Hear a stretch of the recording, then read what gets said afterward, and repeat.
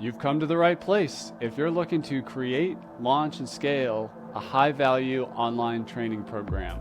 I'm your guide, Chris Badgett. I'm the co-founder of LifterLMS, the most powerful learning management system for WordPress. Stay to the end. I've got something special for you. Enjoy the show. Hello and welcome back to another episode of LMS Cast. I'm joined by a special guest. He's back on the show. It's Kurt Van Anen from Mañana No Mas. Kurt also works directly with LifterLMS. You've probably seen him around at some of our live calls and events. Today, we're going to get into a different way to think about and deal with a failed online course project. Things aren't necessarily what they seem.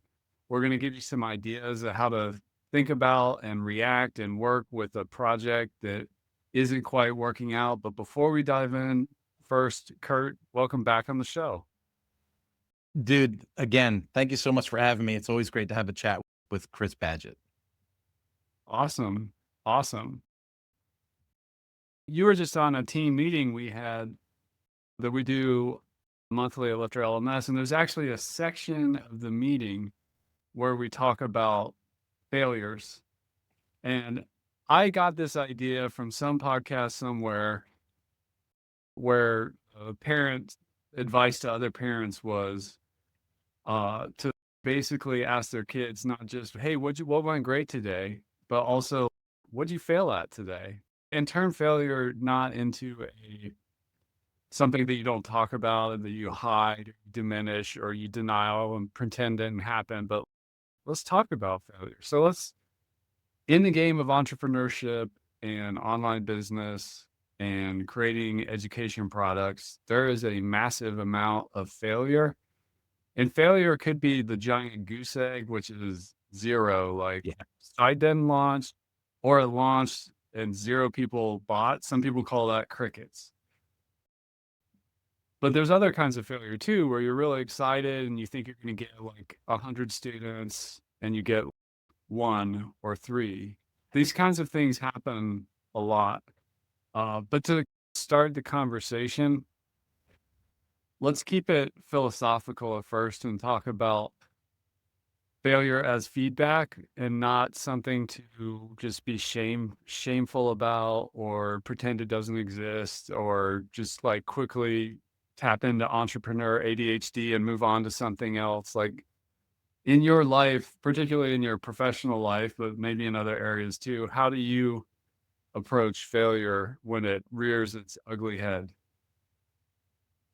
Chris, I am John Maxwell certified in leadership and speaking and training.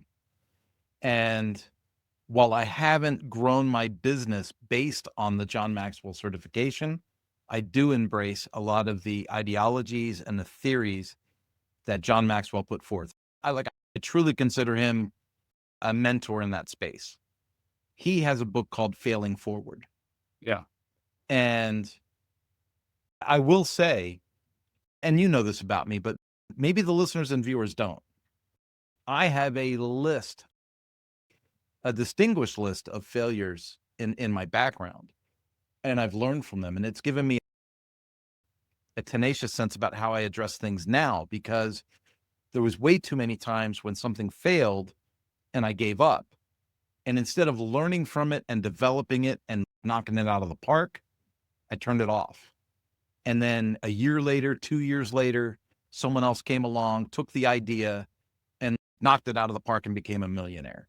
Now, I've had that 3 separate times that I could literally point to and say, here's what I had, here's what I gave up, and here's what someone else did.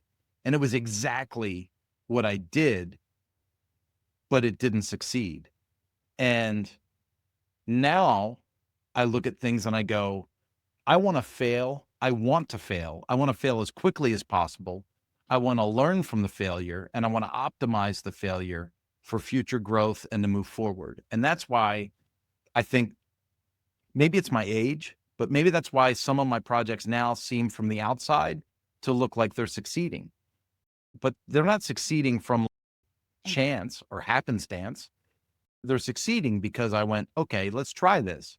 Oh, it failed. How do we tweak it? How do we move it? How do we get things to go? You give yourself 6 months, 8 months, 9 months to find success with something. And sometimes that's not enough. Sometimes you need to fail and then you like recalibrate and then relaunch. And then maybe you find the sweet spot. The product market fit you always talk about. That's like your thing. Your thing is product market fit. Let people pull it from you. But the problem with a lot of people starting up is you don't have, man, my dog's excited. You don't have something where people are pulling it from you. You're still in the phase of trying to offer it, right? And so you're trying to offer it, but nobody's buying. You're getting those crickets.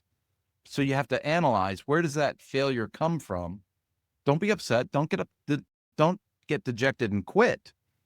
Tweak it, like recalibrate and figure out what is the success. I like that. There's so much in what you just said. And I just want to mention one of the last episodes we did, we talked about speed, how to launch a course fast. This is Yeah. why it's important, because you want to reduce the time to getting the market feedback, whether that's failure, modest win, or runaway success. But those all are of equal value in terms of feedback, and not minimizing the fact that you failed. Just do it as quickly as possible. And product market fit and minimum viable product and things like this come from a seminal book about startups called The Lean Startup, where they really built a methodology around how to be lean, how to move fast, how to be agile, how to pivot, how to work with failure. All these terms, I got to give credit to Eric Ries, who like codified all that 20 years ago. And I'll just share a personal story in terms of failure. Like you also mentioned that you have a project that's successful, and then whether it's your local community or perception online or whatever, people are like, oh, he's so successful or whatever.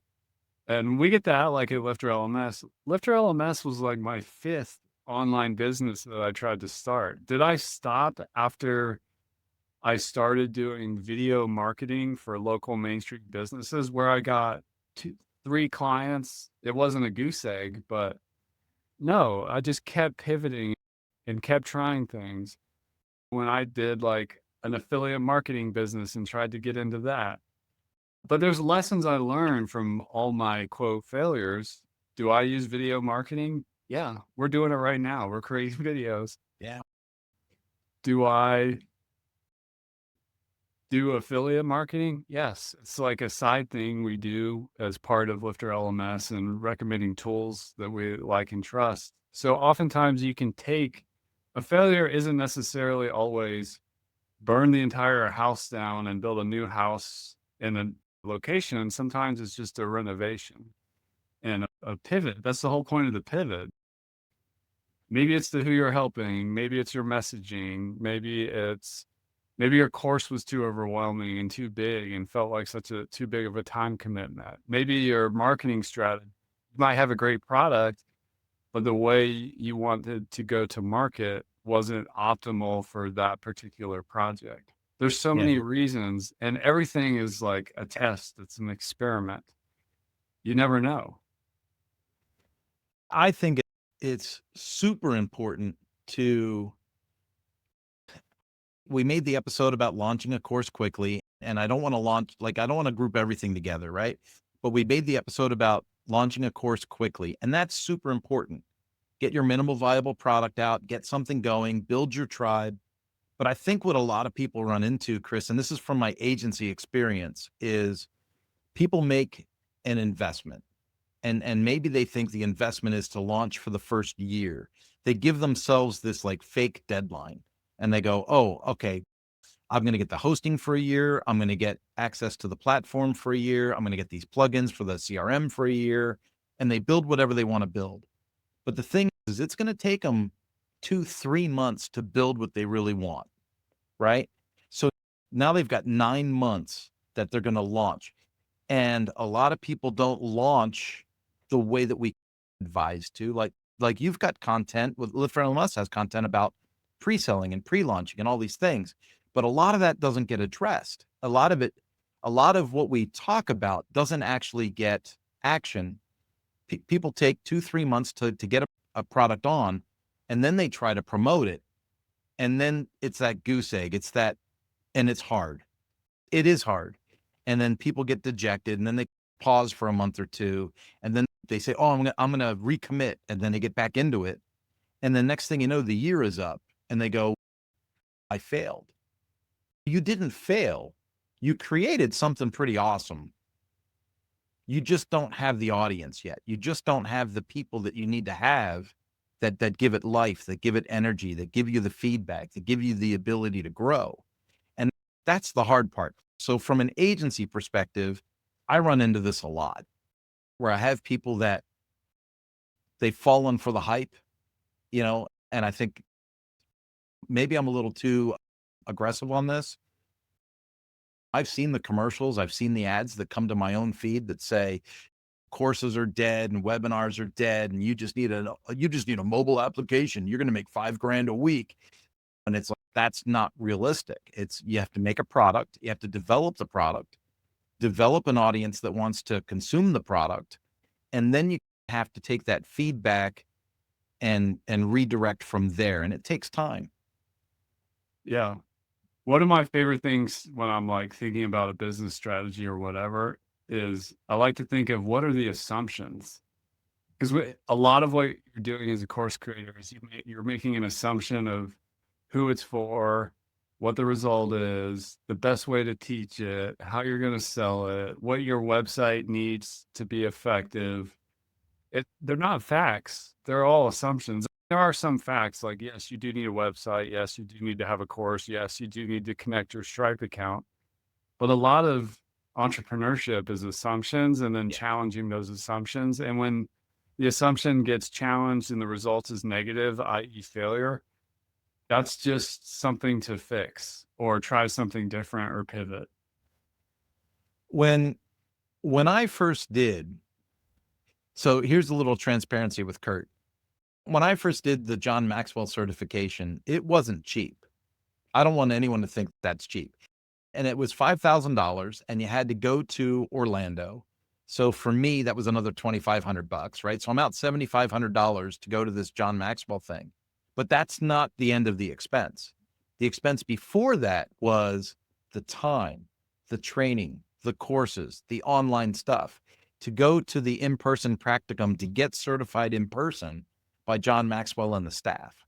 So overall, we're going to say it's a $15,000 value, right? That you're throwing out there. And when I look at that, and then I look at the people that took the training. So there's 3,000 people a year that are going into this thing. And, everyone thought, I'm just going to make a leadership course and I'm going to be a leadership coach and I'm going to go back to my hometown and I'm going to be I'm going to be the thing and I'm going to make $1 bazillion doing this. And if you don't put in the work, put in the reps, build your own tribe, your own audience, your own email list, you don't have anything. Yeah. It takes time.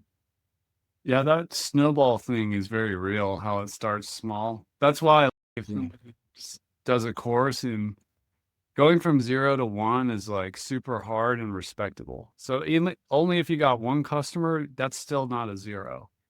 And it reminds me, I was so impressed. We shared it at our team meeting at LifterLMS today about Marcus Carter, who teaches English to Spanish speaking world.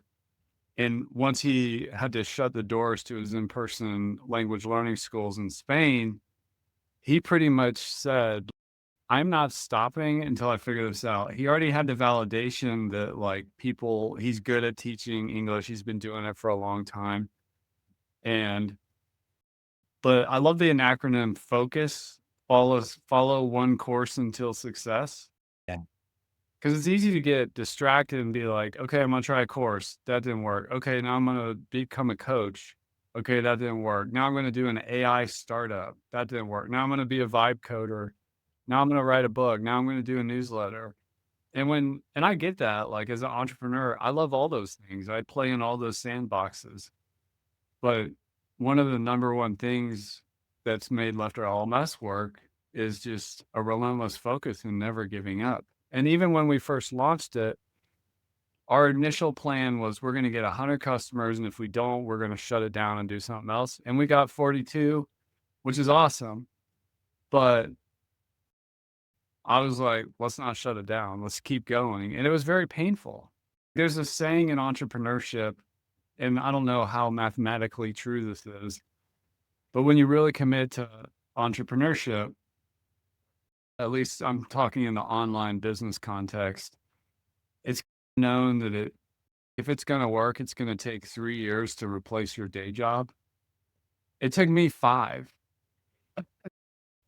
So this part of it is just, okay, you're not that smart or you didn't quite figure it out.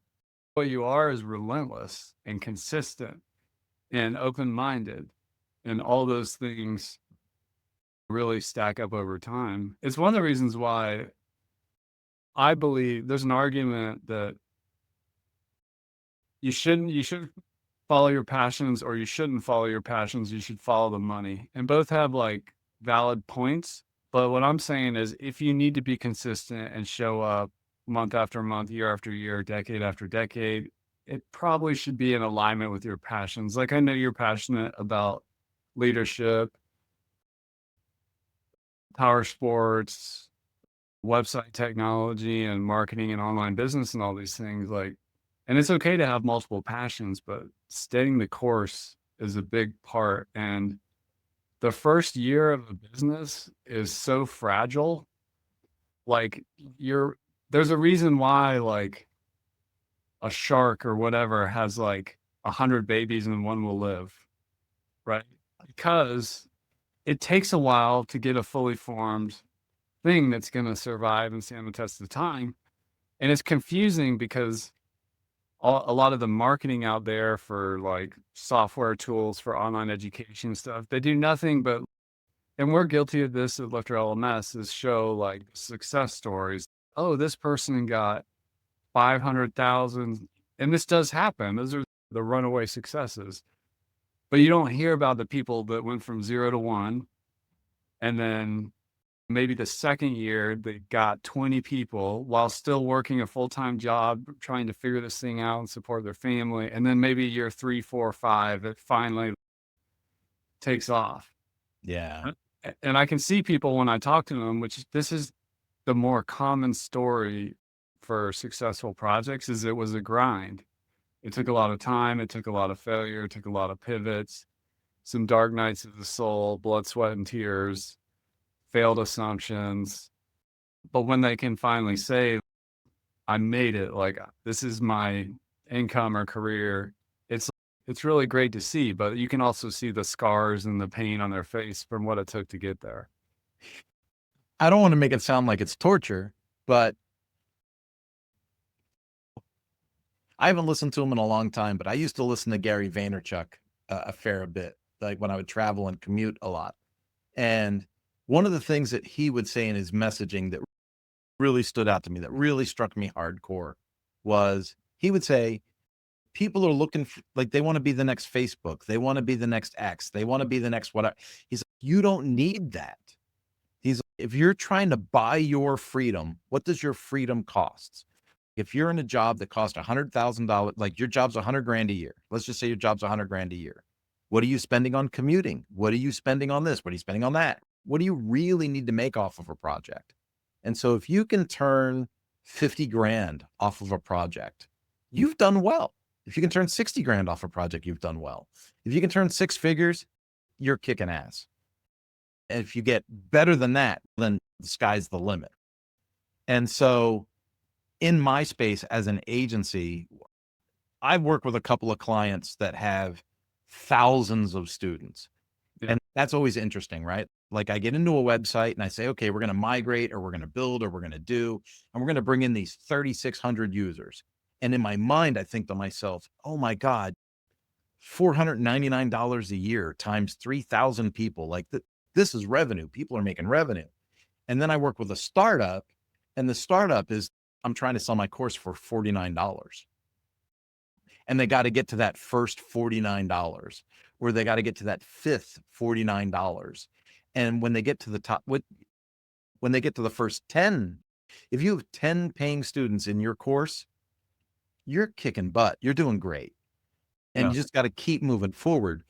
But I think people have these unrealistic expectations, maybe based on some marketing that's out there, like School and the other platforms that are out there that talk about, hey, jump on here and get access to our marketplace and get thousands of users.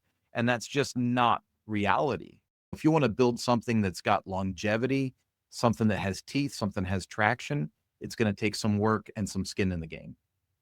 Yeah, and it takes time to build a personal brand too. Yeah, So absolutely. particularly if the content is tied to you as a subject matter expert and you're somewhat newish to the internet, that's gonna just take time. It's funny because Lifter, we're a software company, but I've often recognized that people buy the software out of order. I'm glad they buy the software, I'm glad they buy the software. but it would be better if you've already built the website, you've been building your email list for a while, you've sat down and like fleshed out on a Google document or whatever what your course is going to be, maybe done some validation testing, which we're going to talk about in another episode. And then, okay, I think I'm ready for software or signing up for, if you're new, like signing up for web hosting, which is going to hit your bank account every month. It can feel like a moving forward to buy software, but it's not. That's just a means to an end in the sense that it's just a tool and you don't need to buy the tool until you're really ready. But it can be a trap because you feel like you're making progress when you buy the green screen or buy the nice camera, and then you end up in like this kind of tech overwhelm. Yeah. Whereas if you like really get clear on your offer basically and validate it and test it and then go shopping for tools with a minimalist mindset, like, oh, maybe I can use my existing iPhone for my camera that I already have, which is what I'm using right now 12 years into this business.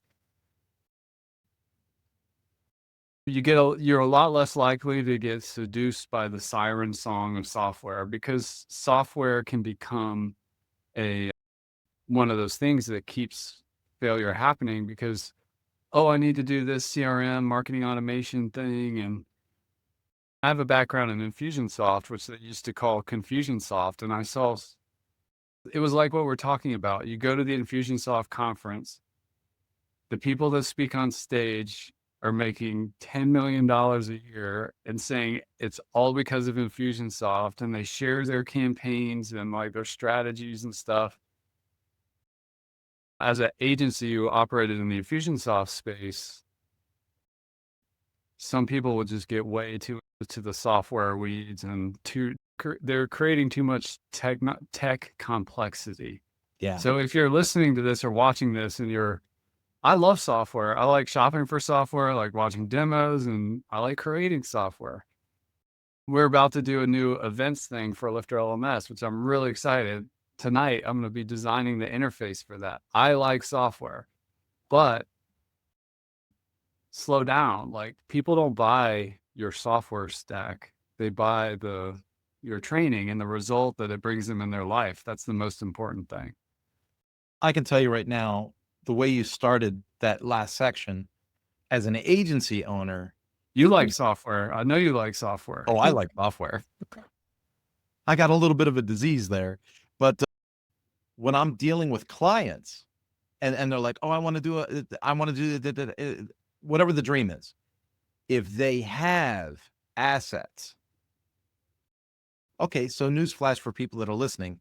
If I'm doing a needs assessment with a client and the client says, I've already got a Google Doc and I've got my sections and my courses, I got my lessons laid out. I know what the courses are.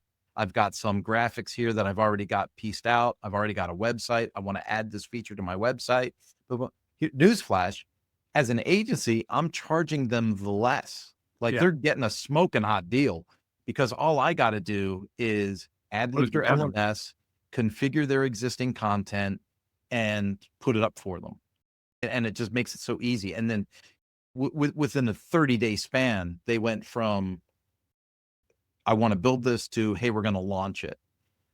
The issue though is people that are coming at it from a piecemeal perspective of, I, I got a website, I got a blog. I think it'd be cool to have a course. They buy the software and then they get into the course builder and they go, oh, so it's going to be sections and lessons. And then they start to figure it out. It's going to take them 2 or 3 months to put something together. But they have to be aware of that. And that's if they put the time in. If they don't put the time in, it's going to take longer. Yeah, that's a great point. And I remember working with clients who, when we got to the table to figure out the project, they literally had all their videos already shot in the Google Drive folder. Like everything is ready to roll. When you do that with an agency, you're setting up the relationship to have the highest possible positive outcome for the least amount of money. And you trust the agency, particularly if you're non-technical, to guide the tool selection, be mindful of your budget and so on. And that's like a dream. Because Yeah. we say in agency work, the biggest challenge is always the content, getting the content from the Getting the client. content. Yeah. Yeah. In a real life experience, and I can call her out by name because she's a really great client of ours. Art of Makeup is a LifterLMS website that we made. And they initially were going to launch within 3 months. They already had content. Everything was great. Everything was on schedule. Everything was going, I thought everything was going wonderfully. And then about 45 days into the project, they said, we want to reshoot all of our content. We're going to hire a professional videographer and we're going to go to LA and we're going to make all this new content. And it put us back about 9 months on the project. Now, the end result ended up being stellar. If you go to the artofmakeup.com website, you look at it, it's a beautiful website and the videos are phenomenal. Like everything's top notch. Everything is top notch. But the reality is, did that need to happen to launch the course? Or could they have launched the course within 2 to 3 months, made revenue, and then done a version 2 a year or 2 later? If I could wave a magic wand, I would have preferred the latter. Hey, let's just put this thing in the market. Because then you start the branding engine. You Yeah. start practicing your launch methodology, which you can then build on. Yeah. And hindsight's always 20/20. In the end, we have a beautiful website. It's part of our portfolio and it's a wonderful piece. But it's one of those use case situations when I talk to clients. I'm like, if you have content, we can launch you pretty quickly. If you want to redo the content and you want to put back the calendar, we can do that, but that's going to increase your costs as well. Or something as simple as you've got to renew the things that you're subscribing to. So whatever the website's built with, that's 9 months or a year into another year's worth of subscriptions and renewals. Yeah. Well, we've talked about software complexity. We've talked about content complexity is what you're talking about there. Another one that leads to a lot of failure that I've noticed in this space is actually the marketing and sales strategy. Because a lot of, particularly people who sell solutions in that space, whether that's training or tools that help you, the software or those marketing and sales tactics, strategies, tools are often pitched as a magic bullet. Oh, you just need this one perfect ad for Facebook and you're good to go. Or this is how you build a giant email list and then you just need 2% to convert. Or this is the perfect social media marketing campaign. But there is no perfect. No. And that whole thing of like software shiny object syndrome happens in marketing strategy too. And my advice there is to pick the one that works the best for you, that's most in alignment for you. So if you're already a YouTuber with a following, sure, maybe YouTube ads is a great idea, but you don't have to do that and then ads on 7 other platforms or get into all these different content marketing strategies. Like you got to get one working before you move on to another. This goes back to the failure thing. If the ads don't work, pivot, try something else, pivot again. If you get 3 strikes, you're out, change to a different thing. Okay, I'm not going to do paid ads. I'm going to do relationship marketing. I'm going to do sponsor stuff or guest posting or guest podcast appearance. If that doesn't work, then move over to the heavy lift of organic content marketing and so on. But you can't do all those things at once simultaneously. And every time a new thing drops, that creates a lot of chaos and entropy that you almost forget that you're a course creator and you're just like a marketing and salesperson at that point, because all you're consuming is you're looking for the magic bullet, the needle in the haystack, if you will. Yeah, it's really interesting the way that you started to phrase that, because every use case is different, Chris. And I think that's the part that a lot of people get lost on, is that their use case is unique and that they'll try to emulate, or they'll try to copy, or they'll try to say, oh, if I want to learn from someone that's successful, I'm going to learn from someone that's successful. I'm going to try and duplicate what they did. But your use case might be different. Your audience is definitely going to be different. And so things change based on use case. It's a completely fluid environment. And so when you talk about ads or organic or podcast guesting, all of those are going to have different results based on your niche and your tribe. And so it's very hard, very difficult to have these discussions with people and project their outcome. That's why I've always been suspect of, we all get those spam emails, right? We'll get you to the first page of Google, or we'll get you 15 paid appointments a month, or we'll get you, it's like, you don't even know what I do for a business yet. Like, it's all use case derived. And so I think it's really important to take stock of who you are, what you're offering, who you're offering it to, and what you're communicating as your offer. And if all of that seems to fall within alignment, maybe you just need a little longer of a runway to get things launched and going.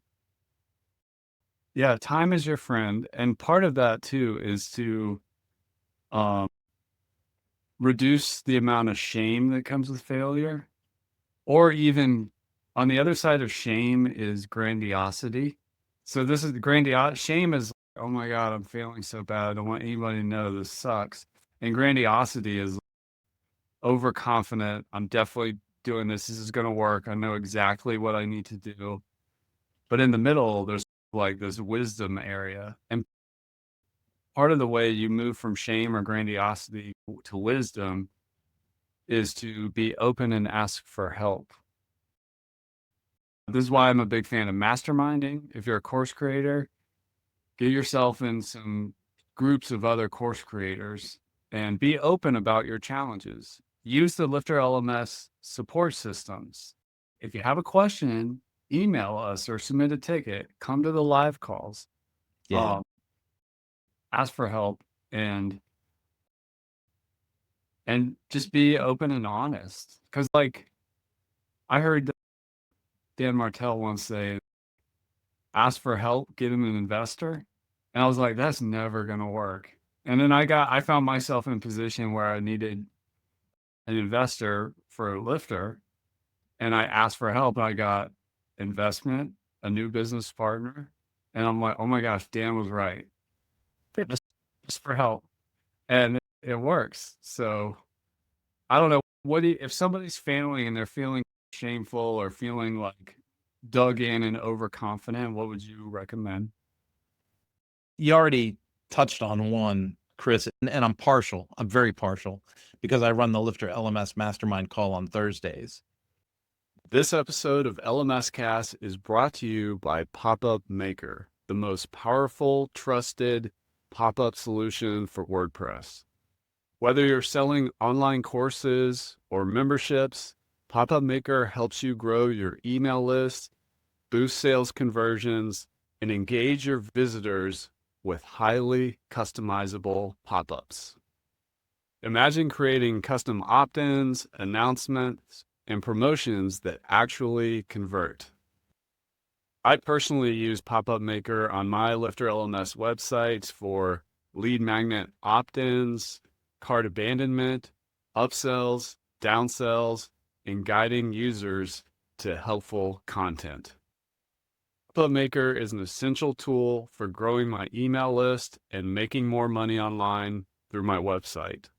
Ready to take your website to the next level? Head on over to wppopupmaker.com/LMScast and save 15% on your order. Discount automatically applies when you visit through that link. Pop-Up Maker also has an awesome free version, so you can just use that as well. Go to wppopupmaker.com/LMScast and save 15% off your order, or get started with the free version now. Get more leads and sales on your website with Pop-Up Maker today. Now back to the episode. Yeah. And I'll just be blunt and honest on this podcast. We don't get enough new faces in there. You know, like There's so many that could come that don't. And to me, that's like a serious issue. Like and I know there's time zones and all the rest, but there's so many that could come that don't. Oh, we have people from the Netherlands, from Bavaria. I mean, like people from all over Europe have come to the call. People from Australia have come to the call. So I'm not going to give the time zone as the excuse. I'm just going to give I'm busy, or I didn't get to it, or maybe it's the imposter syndrome. Maybe you're afraid that you're going to jump into the call and you're not ready for the call with all the experts. That's not the flow of the call. So I don't think people recognize because they don't come, but you're invited. You are invited. The call's open, and the call's open in a Zoom environment where we can do screen shares and we can talk about what is your marketing solution? What are you using for extra third-party plugins? What do you like? We talk about all kinds of things on the office hours call. And so I think that's a really good driver. We've got a comment right now as we record this live that says create courses for business instead of creating courses and hoping that it just sells. And that's one option. It's one option to say, is your product market fit correct? But the other thing I want to encourage people is you signed up for LifterLMS to build your course because you want to follow your passion. You want to add value where you think you can add value. So maybe it's not always for businesses. Maybe it is for a certain people group, but maybe you're having a hard time reaching that people group like I did. When I first marketed the Power Sport Academy, it sat and did nothing for more than 2 years. And it took me a lot of real introspection to go, who am I actually marketing to? How am I marketing this? What is my pricing? Does my pricing match the value for what's being offered? And then literally came to, you know what Chris said, I need to partner with somebody. I need to partner with somebody that's going to take over the sales, the marketing, and the push through their network to sell my training almost as a subcontractor at that level. But you know what? At the end of the day, I'm still thrilled that I'm actually delivering the content and the training to the people that I wanted to train. So I'm still able to hit my passion point. I might not be hitting my revenue goals, to be really clear, because I'm splitting that with a partner, but I'm getting where I need to go. I'm getting the traction and I'm moving forward on the project. And at this level, I would say it's very successful. And that's awesome, the partnership with marketing and sales. But a lot of people get stuck in the technology weeds. And I think hiring an agency like Mañana No Mas or there's other agencies out there too. We have the LifterLMS experts page. But if you're in the tech weeds, you don't have to stay there. And I know it's hard particularly if you're brand new and you don't have a budget. One of the reasons why I knew as an example that your Power Sport Academy should and would work is you were paid to do that kind of work in the in the quote, real brick and mortar world. Guy's got the skills, guy's a great communicator. Technology is not a problem for this person. So it's something else. And then you found your way to unlock that. But for a lot of people, they do struggle with the technology or get really obsessed with it. And Mañana No Mas is not like a dirt cheap agency. You guys, No, it's not where you serve, the market you serve. But even if you're a startup and you've never built a WordPress website before, you can go to fiverr.com and get somebody else to set up your website for a very low amount of money. yeah. And it's not going to be, you can't go in there expecting the white glove and consultative experience that you would get from an agency like Mañana No Mas. But you can still, even with limited budget, get the website out of the way and just be okay with it not being 100% exactly what you wanted and just move on because you have other things to get going and Yeah. pivot and test. Yeah. It's so amazing to me because when you first came to me, Chris, and you said you should run the mastermind call or you run the office hours, I was like, I'm not an expert. And you were like, oh no, you are. You're a WordPress power user. You need to run the call. It was after I ran the call, I was like, oh my goodness, I guess I do know what I'm doing because some of these people really don't know what they're doing.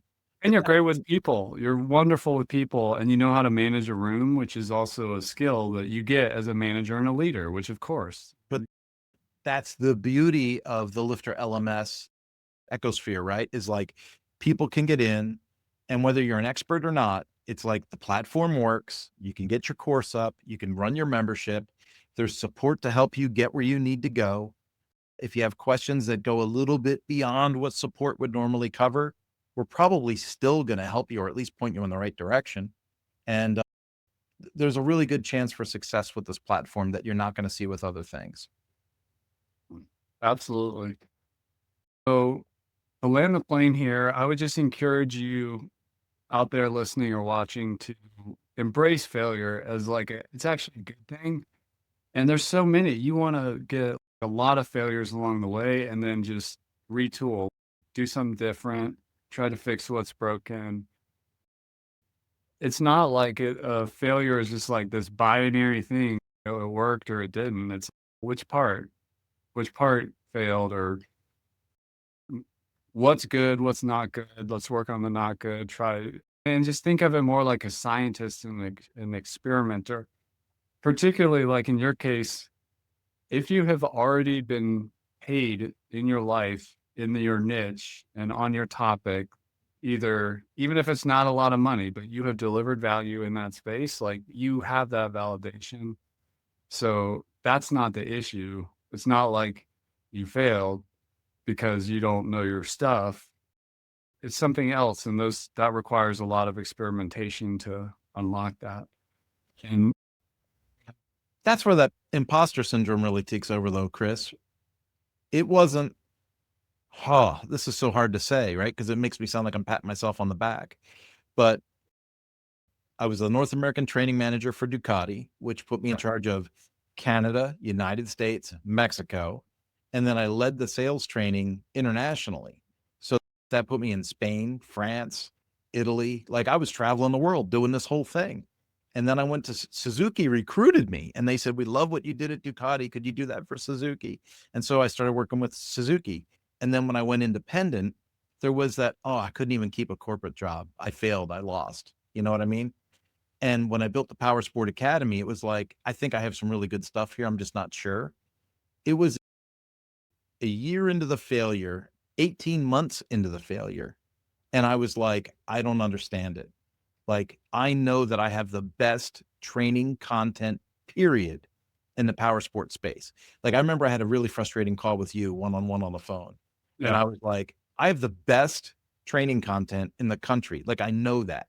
I know dealers are going to come in and they're going to take the training and minimum, they're going to double their service sales. Minimum. If they did $1 million in sales, they're going to do $2 million in sales next year. And I still couldn't get people to sign up for the course.